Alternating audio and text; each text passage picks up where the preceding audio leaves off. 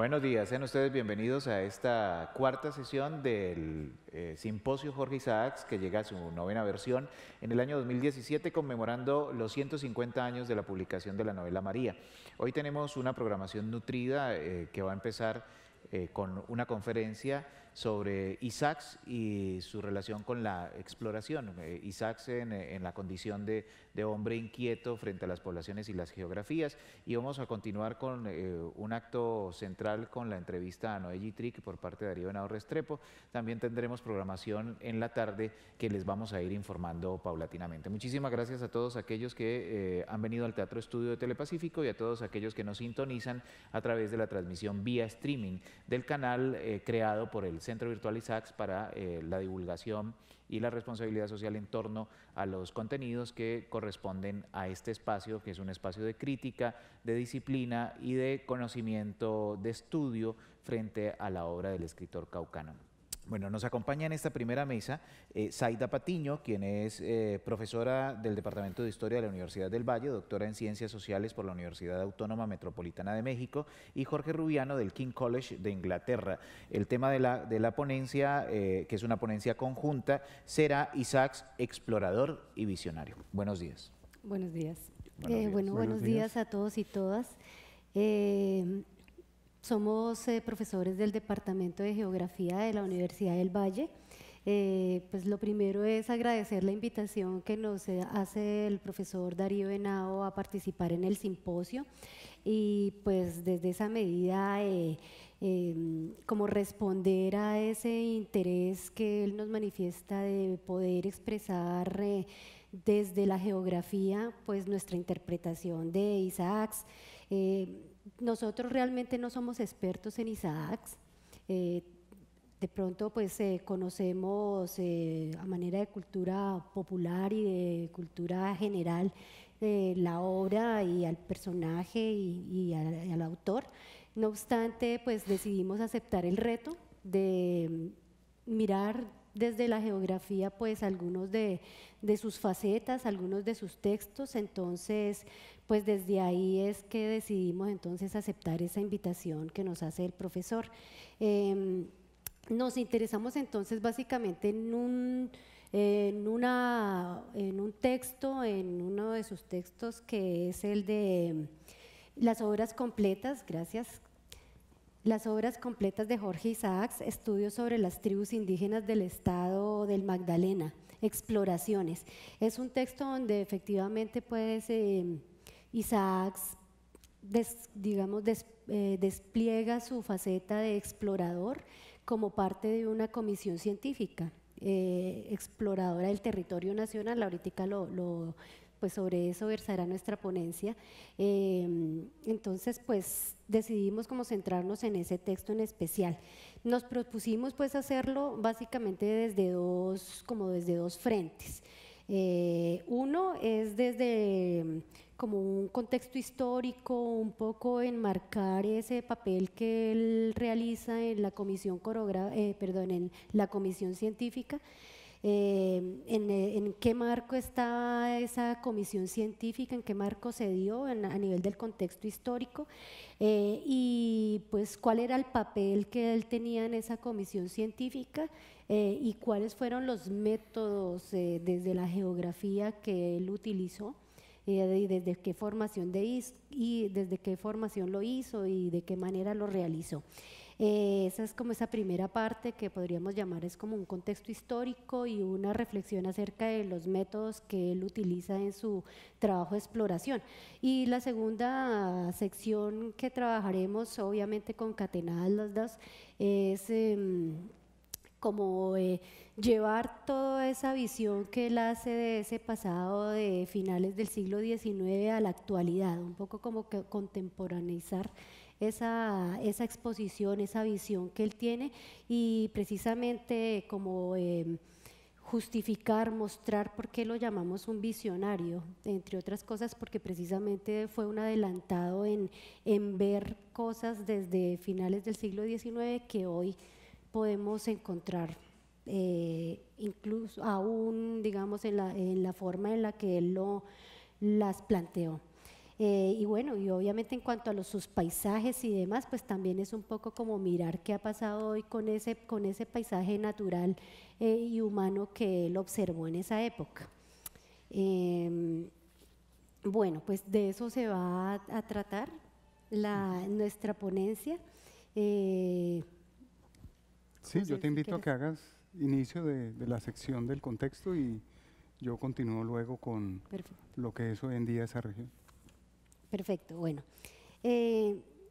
Un poco, digamos, voy a hacer en esta primera parte alusión, digamos, a varios elementos que son importantes en la medida que, digamos, contextualizan el trabajo que hace Isaac después. ¿A qué me refiero? Por ejemplo, va a ser recurrente como no la comparación, pero sí un poco como un antecedente y recalcarle la importancia que tiene ese antecedente para Isaac, y es la comisión coreográfica en la que estuvo Agustín Codazzi. Y entonces, pues por un lado va a estar aquí como presente precisamente todo el tiempo el papel y el énfasis que tenía la comisión, ambas comisiones, entonces un poco pues como relacionarlas, el papel de Agustín Codazzi, y pues cómo eso, digamos, da entrada también a una, de alguna manera, una inspiración que también retoma Isaacs. Asimismo va a estar presente pues Manuel Ancísar, en la medida en que Manuel Ancísar pues también fue un protagonista en la comisión coreográfica y es un maestro que digamos que inspira el trabajo que hace Isaacs. Entonces, bueno, desde esa medida pues empecemos precisamente con recalcar un poco cuestiones que había en la época. Pues estaba el texto, o digamos Isaacs retoma un texto que considera muy importante en esa época, en 1883, y es el texto de Felipe Pérez. Ese texto se denomina Geografía Física y Política de los Estados Unidos de Colombia. Es de hecho un texto que está basado en los trabajos de la comisión coreográfica. Recordemos que la comisión coreográfica digamos, trabaja entre 1850 y 1859. Precisamente a la muerte de Codazzi pues se detienen los trabajos de esta comisión coreográfica y quedan pues incompletos estos trabajos, y queda precisamente digamos en ciernes el trabajo con los estados del Magdalena, de Bolívar, de La Guajira, es decir, pues de lo que llamaban las costas caribes y las costas atlánticas. Entonces, digamos que dado que Codazzi no logró realizar ese trabajo, pues entonces hubo otros personajes que tuvieron encargado recoger y recopilar todo ese material que recogió Codazzi en la comisión coreográfica. Entonces el encargado fue precisamente Felipe Pérez, que es importante y relevante en la obra de Isaacs, en este texto en particular que observamos nosotros. Es importante porque Isaacs lo considera como el texto más completo, ¿sí? El más importante, el más extenso sobre la geografía colombiana, sobre el territorio del país. Entonces, pues digamos que va a ser un texto central que él lo va a tener presente. Felipe Pérez en ese texto, precisamente hablando de Codazzi, nos muestra de qué se trataba la labor del explorador, ¿no?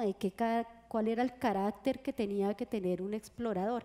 Y hablando de Codazzi, precisamente dice Felipe Pérez, que era un personaje tan laborioso, tan infatigable, tan sereno en los peligros del desierto, tan habituado a vivir en las selvas y en los bosques, tan amigo de esa naturaleza primitiva e ingrata.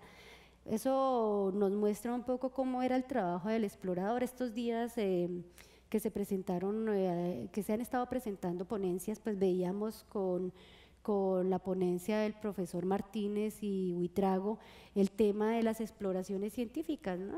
que eran la importancia de las exploraciones científicas para la conformación de los estados nacionales. Pues esa era la época Codazzi, y siguió siendo la época de Isaacs, aun cuando fueran 30 años después, sí, 30 años después prácticamente, 20 menos. Entonces, pues seguía siendo la conformación de un Estado nacional embrionario, inexplorado.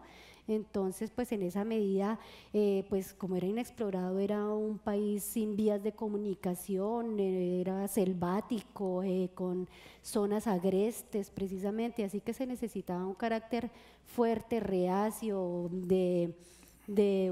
realmente de una persona con un carácter indómito que fuera a pues querer conquistar todas esas vicisitudes con las que podía encontrarse, no solo en el terreno, sino también en términos de poblaciones salvajes, digamos salvajes en esa época denominadas así. Entonces esa era la visión.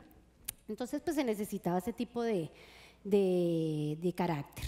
Efraín Sánchez, entonces, que es un autor que también realiza una obra muy importante sobre la comisión coreográfica, denominada Gobierno, Geografía, Agustín Codazzi y la Comisión Coreográfica de la Nueva Granada.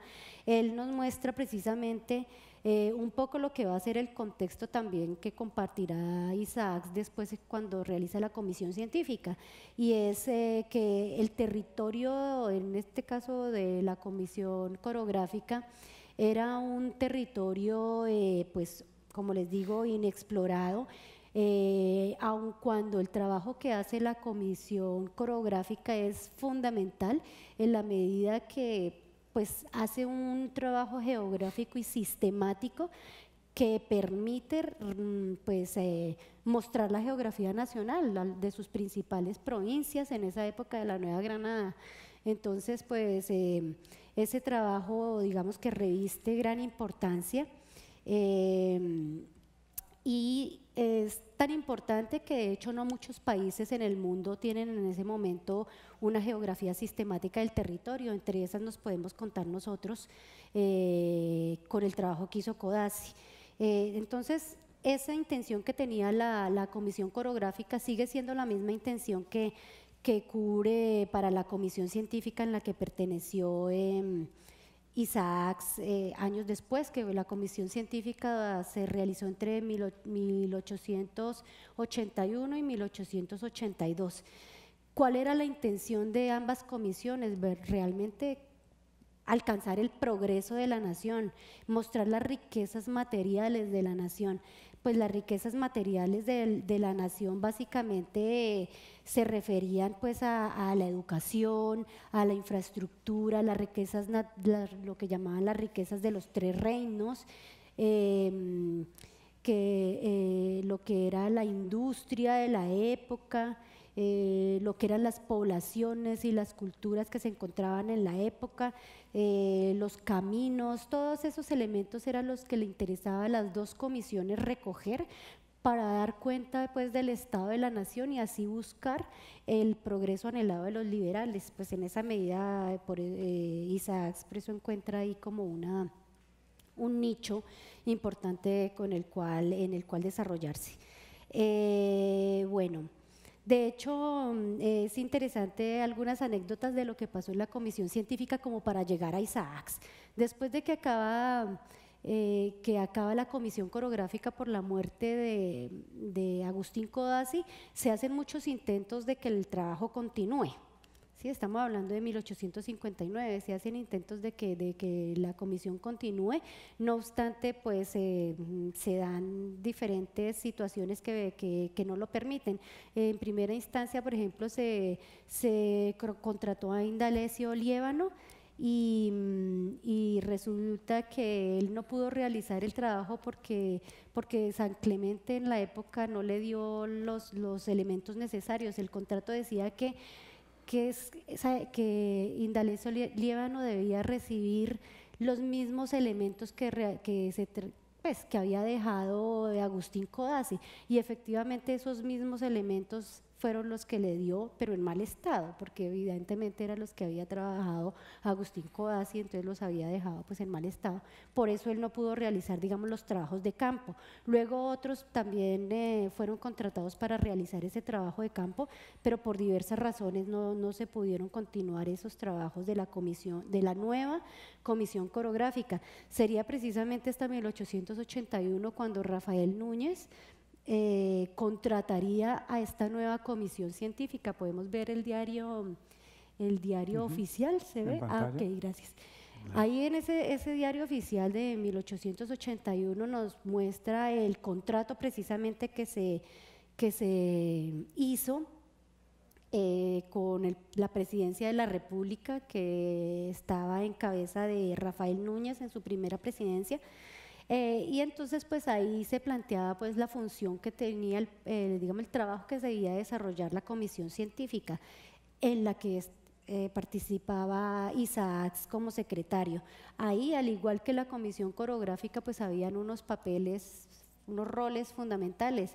Aquí el rol de Agustín Codazzi en esta comisión científica lo realizaba un personaje extranjero llamado Carlos Manó. Y también iban con un dibujante, también iban con un botánico e iban también con un secretario, y el secretario pues era Isaacs. Isaacs tenía la función de emular los trabajos que había realizado Manuel Ancísar en la comisión coreográfica. Eso es muy interesante como para sostener, digamos, una tesis que yo veo, que evidencio, y es un poco precisamente el maestro de Isaacs era Manuel Ancísar, en términos del trabajo que iba a hacer en la comisión científica. El trabajo que hizo Manuel Ancísar con la peregrinación de Alfa pues fue y es aún uno de los grandes hitos de la literatura pues colombiana, entendiendo que es un trabajo científico literario. Esa era la función que cumplía el secretario. Manuel Ancísar también había sido secretario en la comisión coreográfica, pero obviamente Manuel Ancísar tenía a su lado un líder de gran tamaño, que no fue el caso que tuvo Isaacs con Manó. Ancísar tenía un líder como Agustín Codazzi, un gran conocedor de la geografía, un militar, topógrafo, geógrafo, que tenía gran conocimiento de la disciplina. No era el caso de Manó. Entonces, bueno, pues Ancísar tuvo la oportunidad de desplegar el trabajo por el cual había estado, digamos, llamado a realizar, que era el de secretario de la comisión, donde él podía desplegar toda esa sabiduría literaria, toda esa pasión literaria para poder describir los paisajes que veía en esa época. Pues Ancísar participó en la comisión coreográfica en sus 2 primeros años y pues trabajó básicamente en las provincias de Boyacá, de Santander y norte de Santander. Entonces, digamos que Isaacs estaba inspirado en ese trabajo de Ancísar. No obstante, por las diferencias que tuvo con Manó, no pudo realizar realmente ese trabajo literario científico que él estaba llamado a realizar por el mismo contrato que había firmado. Él, dadas las diferencias que aquí se han relatado en diferentes ponencias que tuvo con Manó, pero pues de pronto comentar rápidamente que hubo un distanciamiento con todos los integrantes de la comisión científica, con este director de la comisión, con Manó. Entonces todos terminaron cogiendo camino para diferentes lados, y entonces lo que hizo Isaacs fue prácticamente como empoderarse del trabajo que le tocaba realizar al mismo Manó e ir a explorar el estado del Magdalena en especial.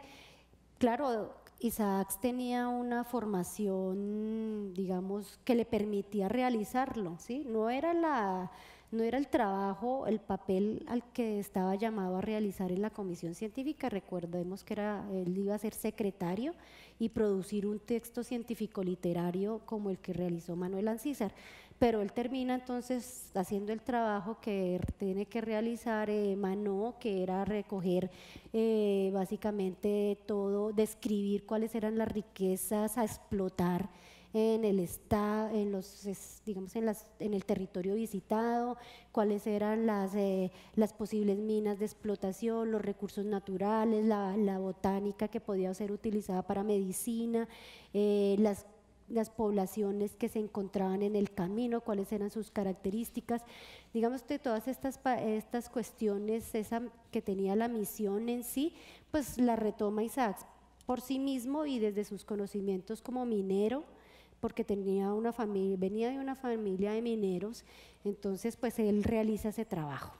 De manera que pues él desde ahí hace un trabajo de avisoramiento pues de esa zona, que yo creo que vamos a darle paso al profesor para que nos cuente qué fue lo que vio Isaacs y cómo lo ves tú hoy. Bien, indiscutiblemente el estudio que hizo Isaacs en el estado del Magdalena terminó enfocándose en el principal recurso que había en su momento, y yo diría que hoy día todavía es, que era la gente, las comunidades indígenas. En ese momento la Guajira tenía la mayor población indígena en Colombia y hoy todavía la tiene, es mucho mayor que la población del suroccidente colombiano, y de allí que el título de su estudio termine enfocándose en las tribus indígenas del estado del Magdalena. Sin embargo, en el recorrido por esa región, los varios recorridos que él hizo, ya descritos de alguna manera por Juan José Hoyos en la charla del martes, en unas condiciones que son difíciles de imaginar, son 140 años de historia que han pasado y seguramente él indiscutiblemente no pudo tener los recursos que tuvo Agustín Codazzi. Los hizo prácticamente que a lomo de bestias, en canoas. Recorrió en menos de 8 o 10 meses una región inmensamente grande, ¿no? En el momento en que Darío Henao nos invita a pensar en organizar una charla, coincide en mi caso con un pequeño recorrido que tuve que hacer por La Guajira y digamos que eso le agregó un componente interesante de mirar la región a la vez que iba yo leyendo el material de Jorge Isaacs, y estuve, digamos, como pensando en qué podía enfocarme, ¿no? Trabajar el contenido de las tribus indígenas es mucho más complejo. Mi área pues es la geografía en los recursos naturales y decidí darle una mirada a los recursos naturales en ese pequeño recorrido, a la vez que en la lectura que hacía del libro de las tribus indígenas. Y decidí enfocarme en 3 recursos básicos, no así en las tribus indígenas como lo hizo Juan José Hoyos en la charla del martes, que fueron el agua, los bosques y los minerales, ¿no? De la lectura que extraje en el documento de las tribus indígenas, quiero destacar algo muy particular que Jorge Isaacs pudo ver en su momento y fue la entrada de un brazo del río Magdalena a la Ciénaga Grande de Santa Marta. Ese brazo, conocido como vemos en la cartografía que hay allí, expresa como el río Viejo. Ese río era el que alimentaba de agua dulce la Ciénaga Grande de Santa Marta justo antes de salir al Atlántico. Ese río, pues con el pasar del tiempo, se fue colmatando por los sedimentos, seguramente de la erosión del centro del país, pero recibió su estocada final en la carretera que se construyó entre Barranquilla y Santa Marta a mediados de los años 60, y ese río hoy día ya no existe.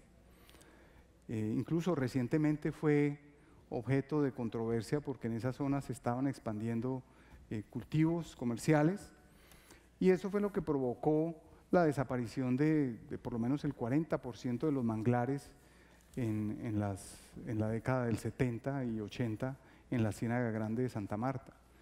Es decir, Jorge Isaacs pudo ver la ciénaga en su máxima expresión de riqueza natural, y de alguna manera lo describe cuando narra cómo el agua del río Viejo entra a la ciénaga.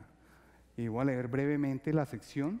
Dice: de estos dos arrumbamientos que hace la costa desde Santa Marta, fórmase una ensenada muy grande, en cuyo fondo está la ciénaga. Toda ella es de costa baja y aplacerada, y desde la ciénaga para el oeste se forma la isla de Salamanca, cuyo extremo occidental es el oriental de la boca del río Viejo, comunicándose las aguas de la ciénaga y las que forman esta isla con el río Magdalena por varios canalizos. En ese mapa de la época, del año 1881, se puede evidenciar que efectivamente ese río comunicaba el Magdalena con la isla de Salamanca y la ciénaga. También él observó, en términos de los recursos hídricos, o hizo referencia a los recursos hídricos cuando hablaba de las dificultades que había para cruzar un río. Los ríos de alguna manera podían magnificarse en la escritura de Isaacs cuando decía si servía para transportar bosques o no. Es decir, los ríos eran el medio de transporte de la cantidad de árboles que eran extraídos de las selvas de la costa, y si el río no permitía transportar la madera era porque tenía muy poca agua, pero si permitía transportarla, a veces incluso impedía que la gente pudiera cruzarlos. Así hace referencia al río Rancherías, ¿no? Hoy en día es un río que se puede cruzar a pie, está prácticamente cercado por las explotaciones mineras, pero él en su momento decía: el Ranchería no nace precisamente en los picos nevados, sino en una laguna. Solo es utilizable desde Corazonal para el transporte de maderas, y eso muy trabajosamente. Le tributan sus aguas los arroyos y riachuelos que voy a nombrar, muchos de los cuales se agotan por completo en los veranos, épocas en que las llanuras que cruza el Calancala absorben porción considerable del raudal. Otro componente interesante de la observación que hacía Jorge Isaacs de los recursos hídricos en su momento era nombrar los ríos y confirmar lo que él seguramente había leído en la cartografía y en los estudios de exploradores anteriores, cosa que no es sencilla, ¿no? En el recorrido que yo hice con lujo de comodidades recientemente a la costa, uno se apoya, digamos, en las nuevas tecnologías y uno sabe el nombre de los ríos porque están escritos allí. Pero yo me ponía a imaginar, sin tener la información a mano, cómo podía uno verificar que un río fuese el que evidentemente está nombrando, ¿no? Y él reconstruye prácticamente todos los ríos alrededor de la Sierra Nevada de Santa Marta, con sus nombres, con sus lugares de nacimientos y desembocaduras, con una precisión impresionante. Vuelvo y repito, bajo unas condiciones en las que no había un apoyo técnico que le permitiera realizar ese trabajo. Siguiendo con lo que pudiera denominarse el interés de Jorge Isaacs por la importancia de los recursos hídricos, nos dimos a la tarea también de hacer un análisis de la situación actual del agua en la región de la costa norte, haciendo uso de tecnologías de información. No tuve que subirme a ninguna bestia para hacerlo, sentado frente al computador y utilizando información de sensores remotos. Es posible ver que esa zona hoy en día no tiene suficiente agua, apenas cubre entre el 40 y el 45% de la demanda de la población y de las necesidades de la región.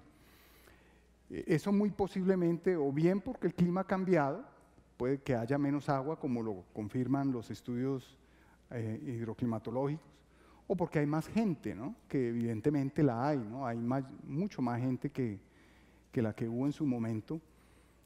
A mí me asalta mucho la duda de cómo fue que hicieron esos censos cuando existía una población que no quería dejarse contar ni dejarse ver de los exploradores.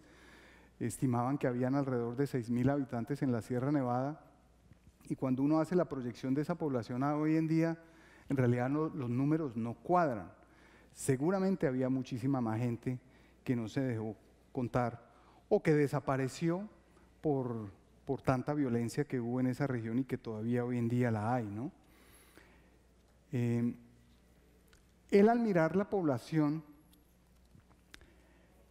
También observaba los mestizos que estaban controlando esa región, y quizás solo en este punto me refiero al recurso humano que él percibía, administraba esa zona desconocida para el resto de los colombianos, en una sección que dice: suponíamelo así antes de estudiar las tribus del estado del Magdalena, pero aún vacilaba. Después no. Ellas son la sangre rica y sana de aquella región de Colombia. Son germen valiosísimo y obligado de toda prosperidad allí. Y un absurdo y caro sistema de administración, socaliñas fiscales, torpes abusos, vicios que los mercaderes importan y estimulan, las irritan, las embrutecen y las envenenan. Si no se acude muy pronto a combatir el mal, transcurridos 40 o 50 años, casi toda la antigua provincia de Santa Marta será desierto temible. De alguna manera ahí hay algo de visionario en él. La diferencia con la realidad actual no es mucha, ¿no? Podemos ver en la prensa y en los reportes de corrupción y de cuántos hay de nuestros gobernantes de la costa en difíciles condiciones judiciales, pues confirman que las cosas no han cambiado mucho.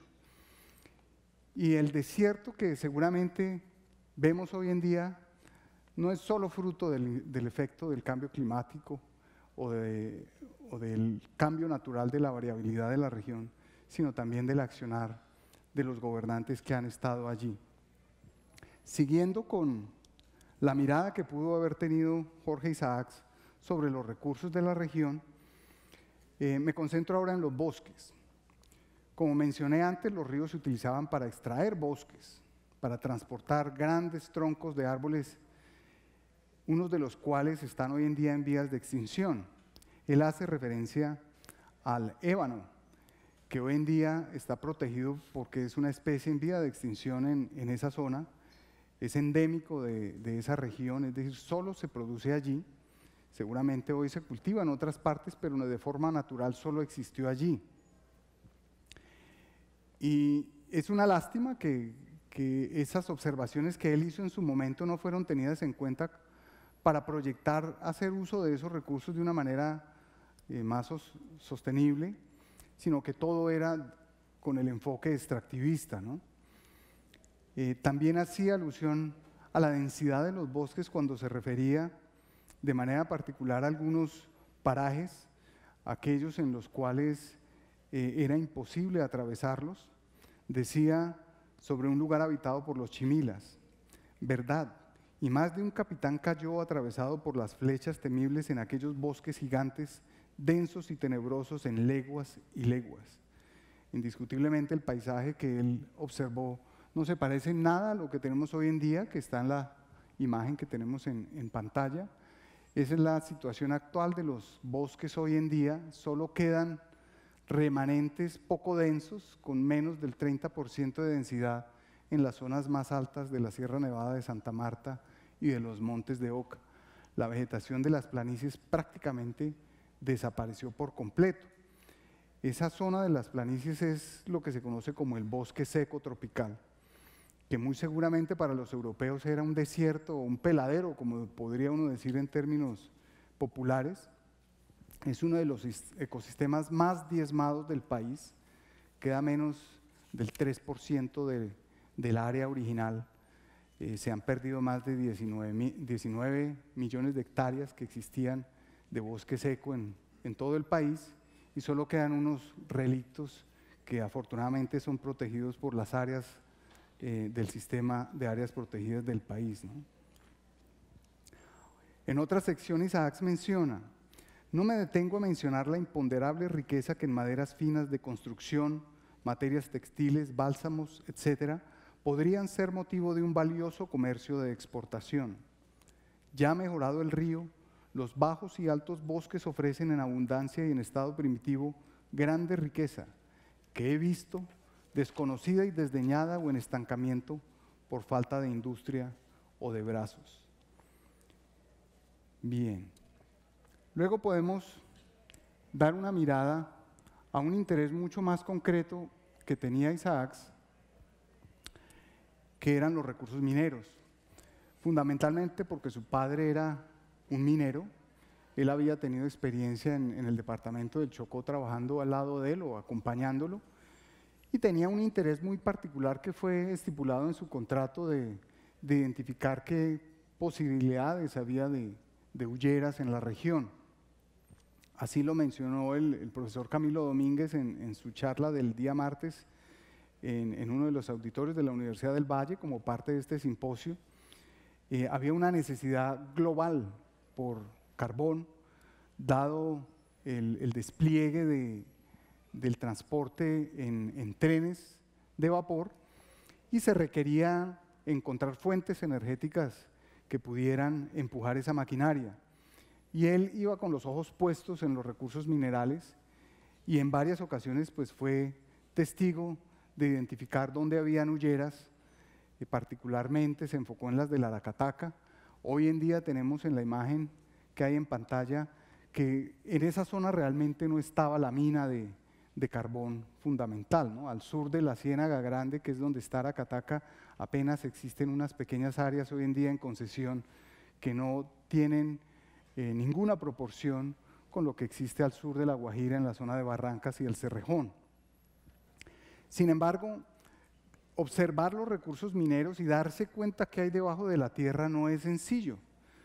Por más que uno lo quiera, uno en cualquier recorrido es difícil imaginarse qué hay debajo de la vegetación o del suelo que uno apenas puede observar de manera directa. Él menciona en el artículo, en el libro que escribe de las tribus indígenas, hace alusión al carbón de la siguiente manera: el señor José María Jimeno, sabedor de que yo deseaba estudiar la carbonera de Aracataca, me ofreció sus servicios para acompañarme, y eran muy importantes porque él y solamente él, desde 1879, había suministrado las muestras de carbón de Cataca, y era el señor Jimeno al propio tiempo el único habitante de aquella comarca con quien podía entenderme para conocer lo descubierto antes respecto de la carbonera. Indiscutiblemente tenía que trabajar muy de cerca de la gente local, sensible y reconocedora de los recursos que habían en la región. Quizás el mayor esfuerzo que él hizo fue en el estudio de las lenguas de las tribus indígenas. Estudiar las lenguas de las comunidades demanda adquirir un nivel de confianza con todos los miembros de las comunidades, desde adultos, mujeres, niños, y ahí es donde quizá tiene más mérito el trabajo de él en su sensibilidad de observar y escuchar a las personas. Pero también sacó provecho de eso, identificando quiénes conocían dónde habían recursos. Ahora, a Isaac se le ha atribuido parte del descubrimiento de las minas del Cerrejón, pero de alguna manera las evidencias escritas apuntan a desvirtuar totalmente esa aseveración. Quien al parecer dejó reportes detallados de la riqueza de esta zona fue John May, a quien se le publica su informe en el Diario Oficial 471 del 31 de octubre de 1865, es decir, un gran número de años antes de la visita de Isaac a la región. May es considerado el descubridor oficial de esos yacimientos, pero historiadores locales dan cuenta de informes previos por parte de pobladores originarios de Barrancas en La Guajira. El historiador guajiro Freddy González Subiría nos relata: en los archivos de la Notaría Primera de Riohacha, en el tomo del año 1855, al tiempo de la Comisión Corográfica, 29 años antes de la llegada de Isaacs y 10 años antes de la llegada de John May, existe un documento que testifica unos adelantados en esta historia. Se trata de una sociedad comercial entre Juan Gómez Osío, propietario de las tierras, y el capitalista Antonio Cano, para explotar la mina de carbón en el sitio llamado Corazonal, jurisdicción de Barrancas. Esa es la zona que hoy se conoce como la gran mina del Cerrejón. A pesar de eso, Isaacs logra acceder a la concesión de una gran parte de las minas. No hay claridad si las del Cerrejón estuvieron en esa concesión, pero él no llega a disfrutar ningún beneficio de esa concesión, no así los nietos, que de alguna manera encartados con esa concesión se la devuelven al gobierno pocos años antes de la nueva Constitución en el año 86. en su intento por descubrir recursos y estar avasallado con la tarea que tenía en la comisión científica, él no puede realmente dar rienda suelta a su interés de hacerse a recursos de manera propia y seguramente no tenía el carácter que de pronto sí tenían otros exploradores como el mismo John May, que antes incluso de la visita de Jorge Isaacs ya tenía un proyecto encomendado a una multinacional para venir a explotar los recursos de esa zona. Hoy en día la región pues tiene la acción de multinacionales mineras que han transformado completamente ese paisaje en esa zona de barrancas para el beneplácito muy seguramente de los ingresos del país y de las empresas multinacionales, pero la transformación de esa región ha significado mover ríos de su curso, desplazar poblaciones a otros lugares y transformar la región desafortunadamente con un enfoque que todavía es evidente cuál es el extractivista, ¿no? Y esto, digamos, que nos lleva a pensar en lo que está sucediendo hoy en día en el país con la apertura de las regiones, luego de destapar de alguna manera la caja de Pandora al liberar del territorio nacional y del paisaje a algunos de los grupos que han estado alzados en armas. Hay zonas del país que se abren al interés del comercio, del uso de los recursos, y muy seguramente esa situación es la misma que vivió Jorge Isaacs en su momento. Él visionó que esa zona iba a ser un desierto si seguíamos con los administradores de los recursos que tenía en su momento. Lo que sucedió lo vemos, lo tenemos hoy a la vista, y muy seguramente eso mismo puede pasar con regiones del país que se están abriendo al comercio y al desarrollo si no pensamos y tenemos una visión distinta, como seguramente lo sintió Jorge Isaacs en su momento. En síntesis, una mirada hoy día a una región que hace 140 años era apenas conocida y en parte menospreciada, valorada por el potencial de sus riquezas naturales, no así por la diversidad de sus atributos culturales, como sí lo destacaba Isaacs, nos genera muchas preguntas sobre cómo la sociedad en general puede o debe mirar a las regiones. El resultado hoy día de extracción y olvido, de miseria y hambre, sequía y corrupción, no son lo que se espera de una nación ilustrada y democrática. Con esto damos. Bueno, muchísimas gracias. Recibimos las preguntas por parte del público. Una de ellas es para Zaida y dice, amplía un poco la relación de Isaacs con Manuel Ancísar. Ok, bueno. Yo creo que puedo ampliar respecto al carácter de los dos trabajos que cumplían pues cada uno en la comisión científica respectiva. Ancísar cumplía la función de secretario en la comisión corográfica e Isaacs la misma función de secretario en la comisión científica. ¿Cuál era, digamos, vamos a describir básicamente el resultado del trabajo que hace Ancísar en la comisión corográfica? Es el texto de la peregrinación de Alfa. Alfa es el seudónimo precisamente de Ancísar. Él realmente lo que hace es seguir las indicaciones del líder que es Agustín Codazzi, escuchar lo que él va registrando sistemáticamente sobre el territorio, sobre las provincias que van visitando, y él realmente transforma o pinta con su poesía, con su retórica, pues pinta ese paisaje, esas costumbres, esas vestimentas, todas esas cosas que iba viendo en el recorrido.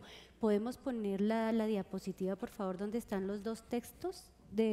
Hay un texto ahí gracias, de Isaacs y el texto de Ancísar. Ahí podemos, si ustedes leen, como pues evidenciar un poco el carácter de ambos escritos. Realmente Isaacs, que es un poco como la tesis que sostenemos, es que dadas las dificultades que tuvo Isaacs con Manó y que él termina haciendo realmente un trabajo que no era el que estaba llamado a hacer como secretario, que era un trabajo científico literario, pues realmente no se encuentran muchos apartados de este tipo, como lo escribe ahí Isaacs en el texto que revisamos, porque el texto es muy de orden, digamos, más metódico, más científico, más coreográfico, sí, esa es la palabra precisamente. Isaacs termina haciendo el trabajo que le estaba encargado a Manó, que era precisamente el trabajo coreográfico. La coreografía es la descripción pura del paisaje. Entonces, un poco eso es lo que hace Isaacs. Lo que hace es, de hecho, digamos, el método que aplica Isaacs es un método heredado de Humboldt, heredado de Codazzi, que es precisamente el método positivo. Sí, ese método positivo está basado principalmente en la referencia a textos científicos escritos por ilustres viajeros, personajes, etcétera, que hicieron, pues digamos que tuvieron trabajo de campo o que se basaron también en referencias para construir documentos sobre esas zonas de la costa. Él recoge eso y obviamente lo más importante del aporte que hace Isaacs es la observación directa, la exploración directa, la exploración científica, pero realmente este tipo de trabajo así como literario, científico, que era lo que se esperaba del trabajo de Isaacs, pues él no lo hace, digamos, no es esa la función que él termina realizando en el texto o describiendo en el texto. Entonces de hecho es como mirando y escarbando en el texto de Isaacs, el que revisamos, se encuentran pocos parajes de este tipo, mientras que el texto de Manuel Ancísar de la peregrinación de Alfa es absolutamente de ese orden. De hecho lo han llamado de costumbrista, aunque de hecho no es un texto costumbrista en sí, porque es un texto más científico literario. Lo que pasa es que pinta la realidad con sus figuras literarias. Bueno, nos quedan 2 minutos para integrar 2 preguntas que son bastante complejas. Espero pues, lo condensemos. ¿Qué importancia le da usted a las exploraciones de Isaacs hoy y de qué manera repercutió la exaltación del paisaje en María hecha por Isaacs sobre las descripciones geográficas y etnológicas consignadas en las tribus indígenas del Magdalena? Bueno, yo creo que esa pregunta debería ir dirigida a uno de los expositores del día martes, ¿no? Cuando nos referimos a las tribus indígenas, ¿no? Como mencioné, el enfoque mío fue más en la parte de recursos naturales, en lo que él tuvo que ver en el Magdalena, no así en lo que describió en el Valle del Cauca al referirse a la pregunta a María. Pero en términos genéricos, la importancia de Jorge Isaacs, yo la enfocaría a que él, como muchos otros, seguramente exploradores que pudo haber existido en nuestro territorio, hoy requieren ser revisitados con una mirada mucho más detallada de lo que hicieron, lo que describieron, lo que visitaron, para tratar de identificar allí qué era lo que había, ¿no? Porque el paisaje que podemos ver hoy desde la geografía moderna, nada recoge de esa historia con las tecnologías que tenemos. Y allí hay una oportunidad grandísima de reencontrar la geografía con la historia. Como decía Camilo Domínguez en su charla, la geografía es la historia del espacio y en ese sentido veo más oportunidades y opciones de expandir tanto la historia y la geografía en un encuentro disciplinario de posibilidades infinitas, ¿no? También la relación entre la literatura, la historia y la geografía. 2 de nuestros grandes escritores tienen relaciones específicas con contextos que hoy todavía el país en lo político se mantiene de espaldas a ellos. Eustacio Rivera con la Amazonía y la Orinoquía, y a través de este libro encontramos una relación de Isaacs con un contexto que todavía para muchos es ignoto y desconocido y que hoy se mantiene todavía cubierto y alejado de la mirada central del país, que es el Caribe, ¿no? También hay una explicación allí en la muerte de la idea del desarrollo de la comisión de CODACI y la comisión de Manuel Ancísar. Vamos llegando al final de esta primera sesión, de esta primera charla, de la cuarta sesión de la versión número 9 del simposio Jorge Isaacs, realizado en Cali en el año 2017. Los invitamos a ustedes a que se queden con la transmisión en Telepacífico de la conversación entre Noé Gitric y Darío Henao Restrepo. Feliz mañana.